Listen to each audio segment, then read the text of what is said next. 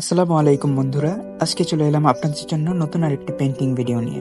প্রথমে আমি এখানে dark blue colour, green colour, white এবং ইয়েলো কালার মিশিয়ে ব্যাকগ্রাউন্ড তৈরি করে নিচ্ছি। ব্যাকগ্রাউন্ডটা যে এখানে খুব চমৎকার হয়েছে তা বলার অপেক্ষা রাখে না। এরপর আমি এখানে নদীর পাড় এঁকে নিচ্ছি ইয়েলো, গ্রিন এবং খয়েরি কালার ইউজ করে। খয়েরি কালারটাই আমি এখানে বেশি ইউজ করেছি, আর হাইলাইটের জন্য ইউজ করেছি হলুদ কালারটা। এরপর আমি কিছু গাছপালা এঁকে নিচ্ছি পিছনের ব্যাকগ্রাউন্ডে যে গাছগুলো হবে সেগুলোর জন্য আমি ডার্ক গ্রিন এবং ইয়েলো ইউজ করেছি। এবং তারপরে আমি সামনে কিছু বড় গাছপালা দিয়ে নিচ্ছি। গাছপালা হয়ে গেলে আমি পাড়গুলোতে একটু ডিটেল কাট করে দিচ্ছি। এরপর আমি গাছের পাতার দিকে নজর দিলাম।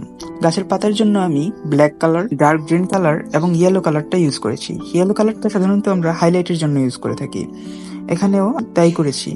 এরপর আমি সাইডে একটি ঘর করে নিচ্ছি। সুন্দর এই ঘরটি আঁকতে আমার তেমন কোনো কষ্টই করতে হয়নি, কিন্তু এটি পেন্টিং এর সৌন্দর্যকে অনেক গুণ বাড়িয়ে দিয়েছে। ঘরটি আঁকার পর আমরা তার দরজা জানলা দেওয়ার জন্য কালো এবং সাদা ইউজ করেছি, এবং ঘরটিকে একটু হাইলাইট করে নিচ্ছি সাদা কালার দিয়ে। এরপর আমরা ঘরের উপর একটি ছোট্ট কলা গাছ আঁকছি, যা পেন্টিংটাকে আরো ভাইব্রেন্ট করে তুলেছে।